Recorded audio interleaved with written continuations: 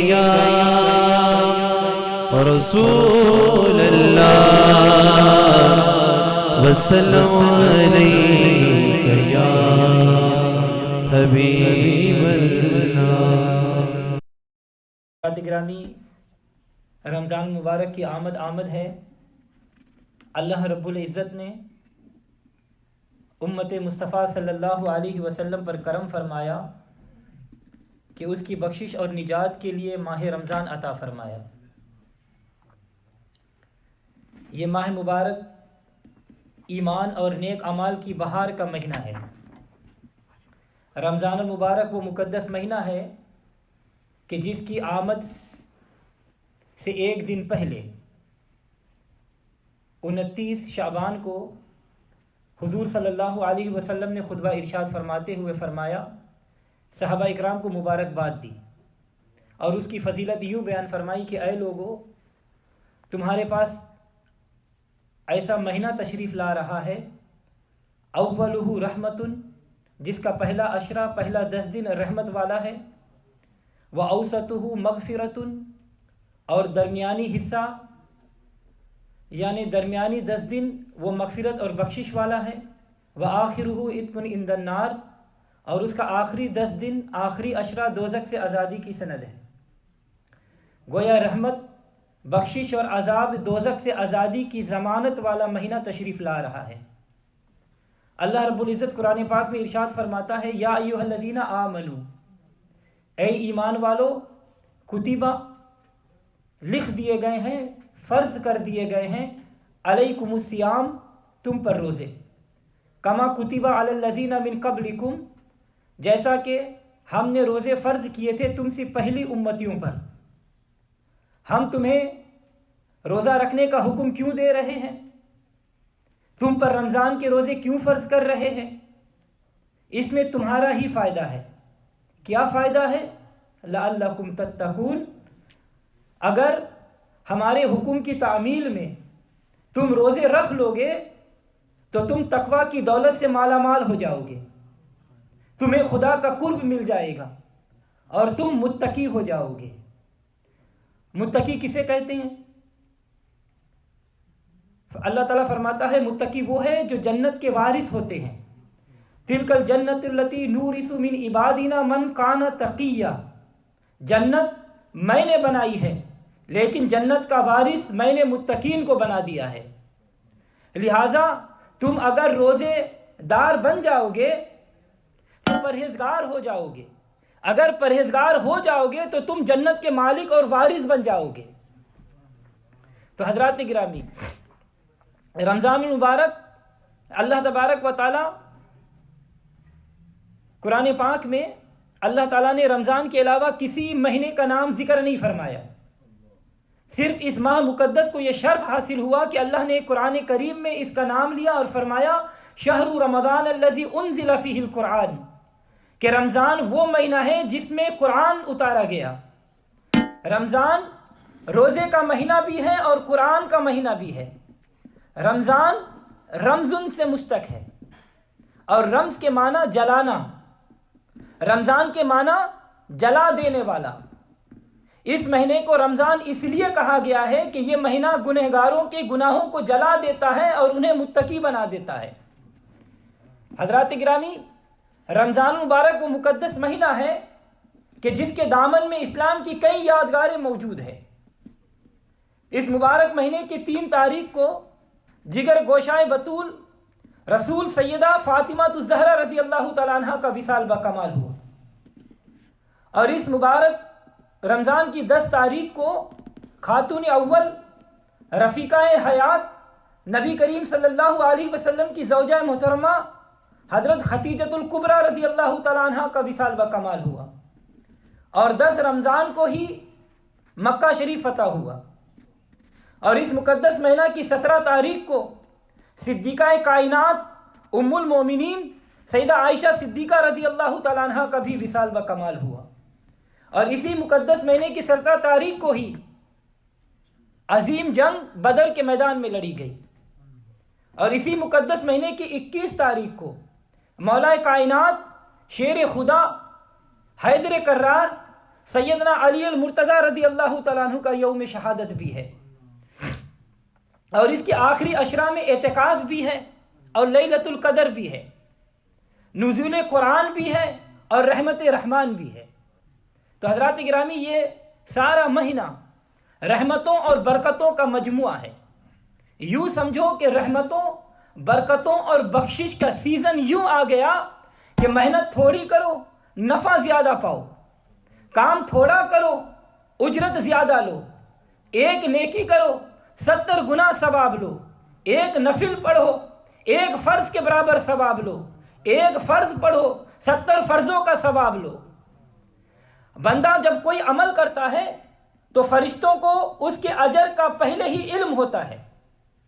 جیسا عمل بندہ کرتا ہے اسی کے مطابق اس کا ثواب لکھ دیا جاتا ہے، اور یہ رجسٹرڈ کرامن کاتبین کے پاس موجود ہے، وہ لکھتے جاتے ہیں۔ بندہ نماز پڑھے فرشتے لکھ لیتے ہیں، بندہ حج کرے فرشتے لکھ لیتے ہیں، بندہ زکوٰۃ دے فرشتے لکھ دیتے ہیں، کوئی نیکی کرے فرشتے اس کی ہر نیکی لکھ لیتے ہیں۔ اسی طرح اگر کوئی بدی کرے معاذ اللہ تو بدی بھی لکھ لیتے ہیں۔ لیکن جب کوئی بندہ روزہ رکھے اور وہ روزہ مکمل کرے تو جب فرشتے اس کے اجر کو لکھنے کا ارادہ کرتے ہیں تو اللہ تبارک و تعالیٰ فرماتا ہے، اے فرشتوں، کیا میرے بندوں کے لیے ثواب لکھنے لگے ہو؟ تو فرشتے عرض کرتے ہیں، ہاں یا اللہ۔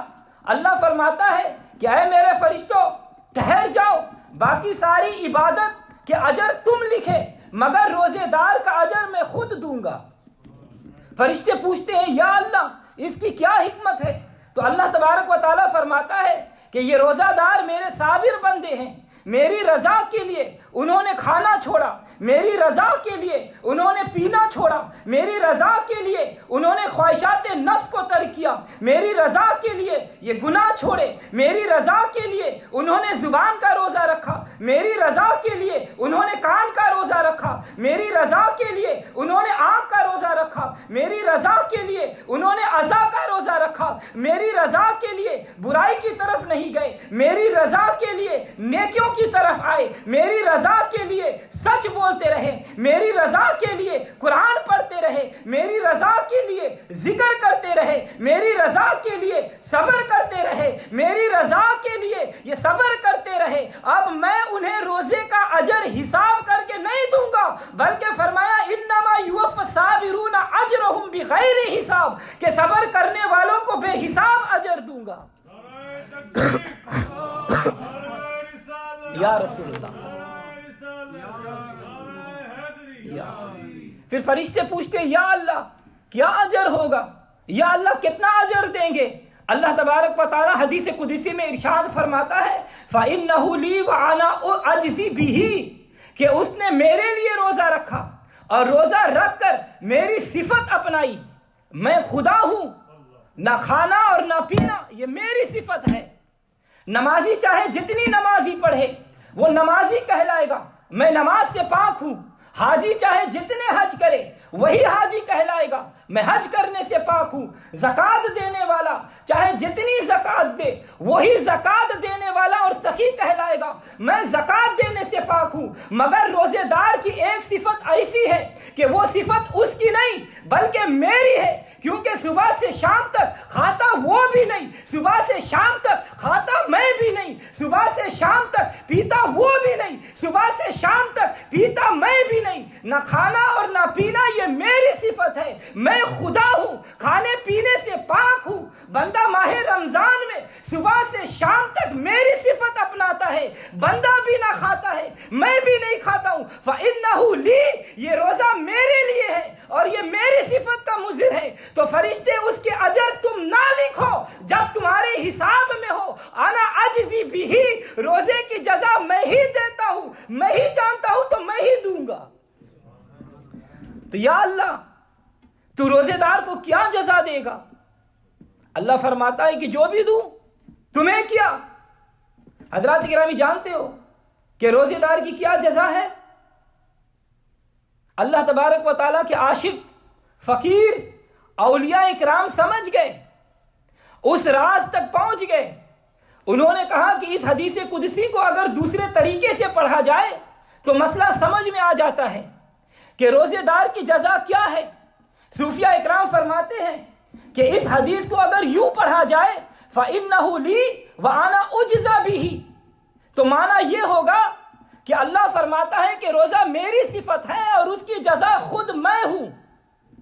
اس مسئلہ کی مزید وضاحت یوں ہے کہ نمازی نماز پڑھے تو جنت ملتی ہے، حاجی حج کرے تو جنت ملتی ہے، قاری قرآن پڑھے تو جنت ملتی ہے، قاضی انصاف کرے تو جنت ملتی ہے، غازی جہاد کرے تو جنت ملتی ہے، سخی سخاوت کرے تو جنت ملتی ہے، مگر جب روزہ دار روزہ رکھے تو اسے جنت والا ملتا ہے۔ روزہ رکھنے والوں تمہیں مبارک ہو۔ کتنی مبارک دوں کہ روزے کا صلہ کیا ہے؟ سن لو، یقین کر لو، بے خود ہو جاؤ، مست ہو جاؤ۔ روزے کا صلہ خود خدا ہے، روزہ دار کو خود خدا مل جاتا ہے۔ ایک ہوتی ہے زیارت، ایک ہوتی ہے ملاقات۔ زیارت دور سے بھی ہو جاتی ہے لیکن ملاقات دور سے نہیں، نزدیک سے ہوتی ہے۔ اس کا معنی یہ ہے کہ کل قیامت کے دن سب کو زیارت ہوگی لیکن روزے دار کو زیارت بھی ہوگی اور اللہ تعالیٰ سے ملاقات بھی ہوگی۔ تو حضرات گرامی، دوسری حدیث مبارکہ سنیے اور اپنے ایمان کو تازہ کیجئے۔ حضور صلی اللہ علیہ وسلم مبارک نے ارشاد فرمایا لِلصَّائِمِ فَرْحَتَانِ، روزے دار کے لیے دو خوشیاں یعنی دو عیدیں ہیں، فرحتن عند فطرہ و فرحتن عند لقاء ربی۔ ایک عید افطار جب روزہ افطار کرتا ہے اور دوسری عید دیدار جب وہ اپنے رب سے ملے گا۔ اللہ تعالیٰ فرماتا ہے کہ روزے دار کی دو عیدیں ہیں، اس تصور میں ڈوب جاؤ، مست ہو جاؤ۔ لِلصَّائِمِ فَرْحَتَانِ، روزے دار کے لیے دو عیدیں ہیں۔ ایک عید عید الفطر، فطر کے معنی افطار کے ہے۔ ایک ماہ کے بعد سب مسلمان عید کے دن افطار کر لیتے ہیں، پابندیاں ختم ہو جاتی ہیں، اس کو عید افطار کہہ لو یا عید الفطر، معنی ایک ہی ہے۔ وَفَرْحَةٌ عِنْدَ لِقَاءِ رَبِّ، روزے دار کی دوسری عید اس دن ہوگی جب جمال خدا کو دیکھے گا۔ حضرات گرامی، اللہ تبارک و تعالیٰ کا دیدار بہت بڑی نعمت ہے۔ اس بات کو یوں سمجھو کہ شہید کی بڑی شان ہے۔ اللہ تعالیٰ قرآن پاک میں ارشاد فرماتا ہے وَلَا تَقُولُوا لِمَن يُقْتَلُ فِي سَبِيلِ اللَّهِ أَمْوَاتٌ بَلْ أَحْيَاءٌ، شہید کو اتنی شان اس لیے ملی کہ اس نے اپنی جان اللہ کے حوالے کر دی اور یوں کہا کہ یہ جان میری کب ہے؟ مجھے غلطی لگی تھی کہ جان میری ہے، نہ جسم میرا نہ جان میری، خدایا یہ سب کچھ تیرا ہے۔ بس شہید کی یہ ادا اللہ کو پسند آ گئی۔ اللہ تو ادائیں دیکھتا ہے، اللہ بڑا بے نیاز ہے، اسے ہماری نمازوں ہماری روزوں کی ضرورت نہیں۔ کوئی روزہ رکھے نہ رکھے اسے کیا پرواہ، کوئی نماز پڑھے نہ پڑھے اس کا کیا گھٹتا ہے، نفع و نقصان تو بندے کا ہے۔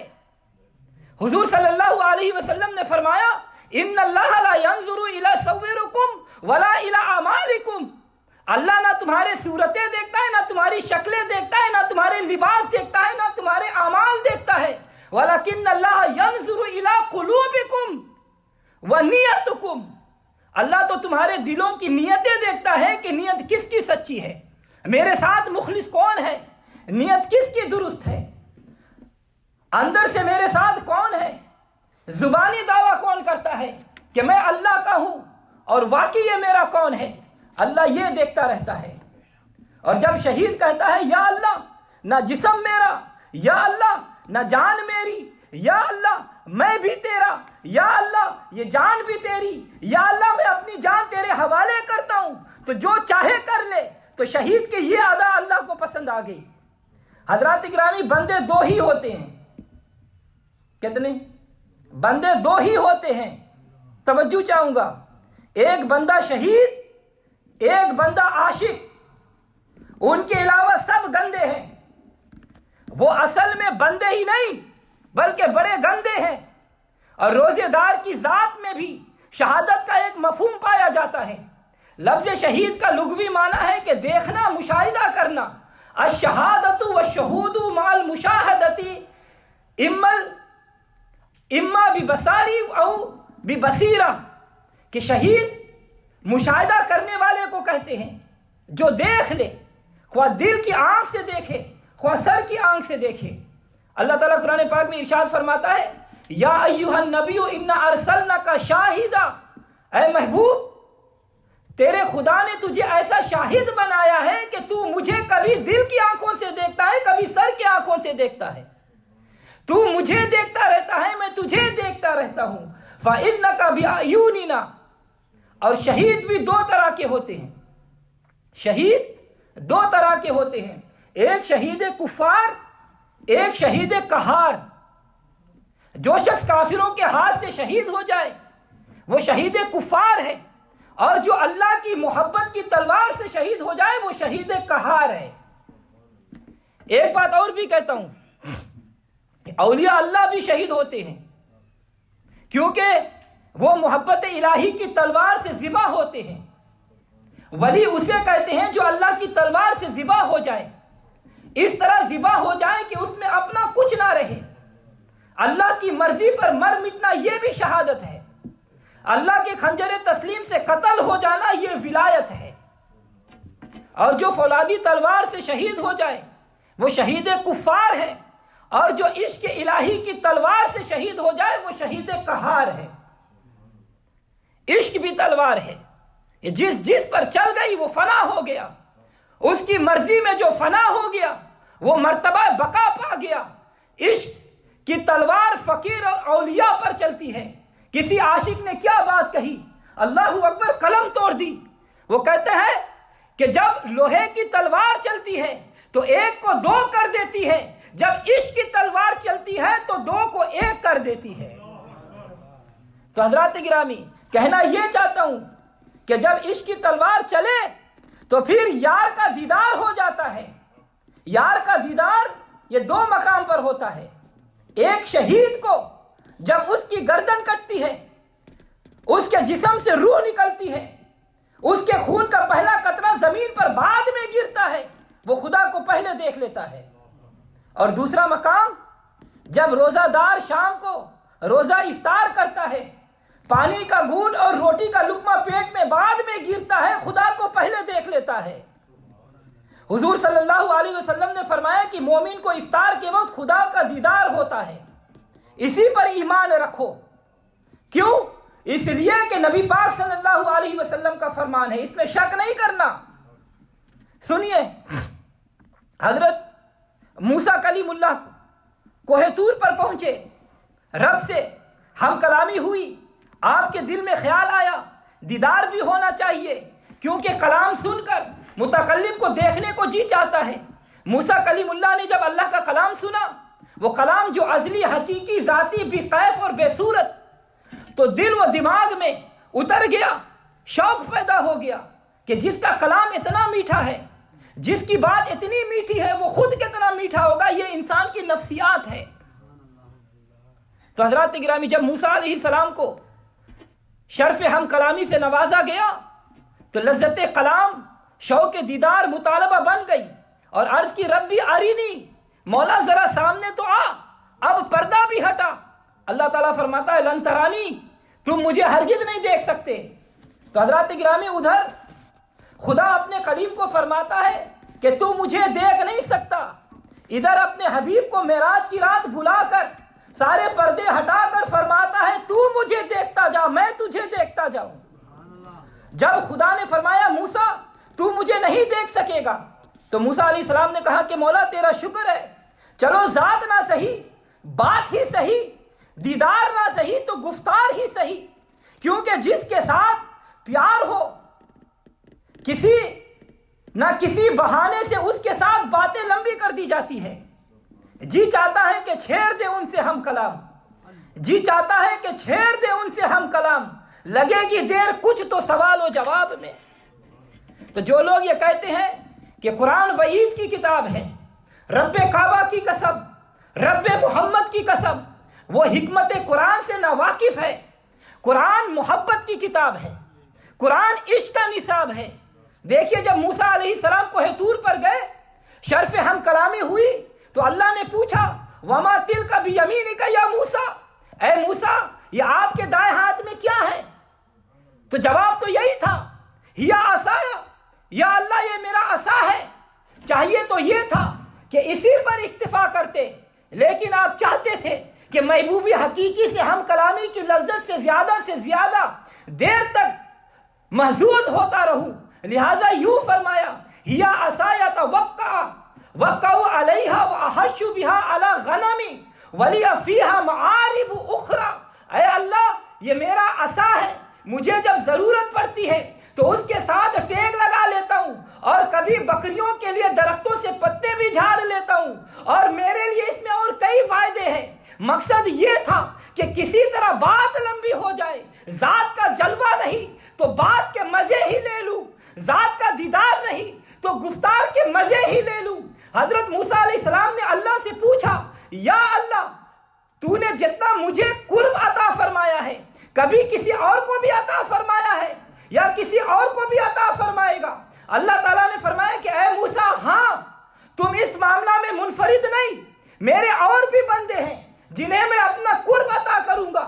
موسیٰ علیہ السلام نے پوچھا یا اللہ وہ کون ہے، یا اللہ کتنا ہے؟ اللہ نے فرمایا موسیٰ طور پر میں تجھ سے ہم کلام تو ہوں، لیکن تیرے اور میرے درمیان 70,000 پردے ابھی باقی ہے۔ تم پوچھتے ہو کہ کسی اور کو بھی اتنا قرب عطا فرمائے گا، تو اے موسیٰ سنو، میرے کلیم میرے ایک حبیب ہے اور اس کی پیاری پیاری امت آئے گی، میں اپنے حبیب کی اس امت کو رمضان کا مہینہ دوں گا۔ میرے حبیب کی امت جب رمضان کے روزے رکھے گی اور جب صبح سے شام تک حالت روزہ میں رہے گی، اور جب میرے حبیب کا امتی شام کے وقت کان لگائے گا، مسجدوں سے اذان کی آواز کی انتظار کرے گا، ہاتھ میں پانی کا پیالہ ہوگا، پانی لے کر افطاری کی تیاری کرے گا، اے موسیٰ میرے اور تیرے درمیان طور پر 70,000 پردے ہیں، لیکن مجھے اپنی عزت و جلال کی قسم میں اپنے اور اپنے حبیب کے روزے دار امتی کے درمیان افطار کے وقت ایک پردہ بھی باقی نہیں رہوں گا۔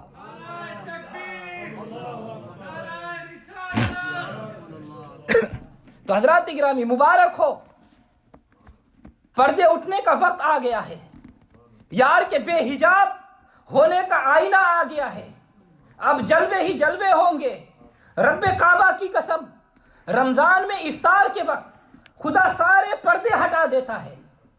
اب تمہاری مرضی دیکھو نہ دیکھو، وہ تو بے حجاب ہو کر آ گیا، اس نے سارے پردے ہٹا دیے۔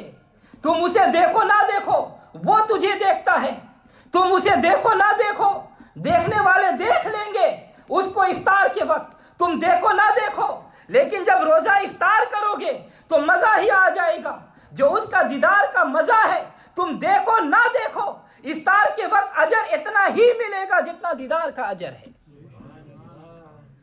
تو حضرات گرامی بہرحال نماز تراویح انتہائی ذوق اور شوق سے پڑھو، کیونکہ حضور صلی اللہ علیہ وسلم مبارک کا ارشاد پاک ہے الصیام والقرآن یشفعان لعبد یوم القیامہ، روزہ اور قرآن یہ دونوں بندے کی شفاعت کریں گے۔ اس حدیث کا مطلب یہ ہے کہ دن کے وقت روزے رکھو اور رات کو تراویح میں قرآن سنو، تاکہ رمضان اور قرآن کی شفاعت کے مستحق ہو جاؤ۔ معلوم ہوا کہ دن میں روزہ اور رات کو نماز تراویح یہ دو کام بنیادی ہے۔ جس نے روزہ رکھا اور نماز تراویح نہ پڑھی اس کا روزہ ناقص ہو گیا۔ اس لیے روزہ اور تراویح یہ لازم اور ملزوم ہے۔ آج کل مسلمان بڑے عجیب ہیں، جدھر آسانی دیکھتے ہیں ادھر بھاگتے ہیں، اور اسلام میں 8 تراویح کا کوئی تصور نہیں۔ اسلام میں 8 تراویح کا کوئی تصور نہیں ہے۔ نبی صلی اللہ علیہ وسلم کے عمل سے 3 دن نماز تراویح ثابت ہے، اور آپ نے نماز تراویح میں 20 رکعت نماز پڑھائی ہے۔ حضرت عبداللہ ابن عباس رضی اللہ تعالیٰ عنہ روایت کرتے ہیں کہ ان النبی صلی اللہ علیہ وسلم کانا یصلی فی رمضان 20 رکعتا سوى الوتر۔ حضور صلی اللہ علیہ وسلم رمضان میں وطر کے علاوہ 20 رکعت تراویح پڑھا کرتے تھے، اور خلفائے راشدین کے زمانے میں بھی 20 رکعت نماز تراویح، یہ ترمذی شریف سے ثابت ہے۔ 8 رکعت تراویح نہ حضور نے پڑھی، نہ صدیق اکبر نے پڑھی، نہ فاروق اعظم نے پڑھی، نہ عثمان غنی نے پڑھی، نہ مولا علی نے پڑھی۔